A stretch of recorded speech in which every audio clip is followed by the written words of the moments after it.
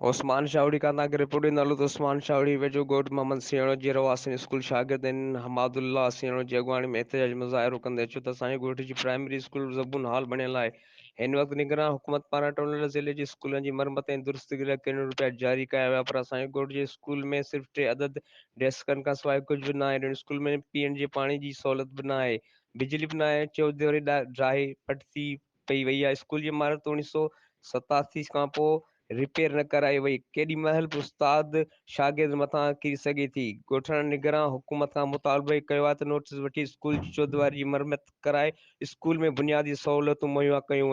Building की हालत आहे इंतिहाई ख़तरनाक हालत में आहे। लाइट भी हिते कोन्हे, लाइट जी सहूलियत भी कोन्हे, पानी जी सहूलियत भी कोन्हे, वॉशरूम जी सहूलियत भी कोन्हे। इन जे बावजूद भी टीचर जेको आहे गवर्नमेंट टीचर वो पंहिंजी तालीम त जारी रखे पियो, भी उन सां गॾु मदद करियां पियो।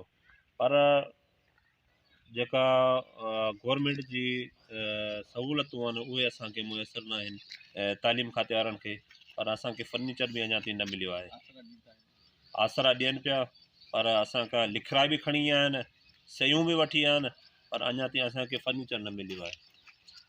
ऐं हिन जे हवाले सां भी असां खां कई चकर आसर ॾिना अथनि चार दीवारी ठाहे ॾियण जी, पर अञा ताईं को फंड न मिलियो आहे। वर्कशॉप वारा अञा ताईं न पहुता आहिनि। ही बिल्डिंग जे हवाले सां भी टीओ साहब ख़ुदि आयो, आफ्ताब साहब, उहो तस्वीरूं छिके वियो, ॾिसी वियो पंहिंजी अखियुनि सां। उन जे बावजूद भी अञा ताईं का कार्रवाई न थी आहे, या शायदि टीओ साहब मथे दरख़्वास्त न ॾिनी आहे या फॉरवर्ड न कई आहे, या टीओ साहब मथे ॾेई छॾी आहे। अॻियां जेके भी आहिनि आला उहिदेदार उन्हनि जेको आहे सो इहे कम खे रोके वठनि। ख़बर न आहे छा आहे। जेके गवर्नमेंट जा आला उहिदेदार आहिनि उन्हनि खे गुज़ारिश कजे थी त असांजे इन स्कूल ते तवजो ॾियनि, इन स्कूल जी ज़बू हाली खे ॾिसनि।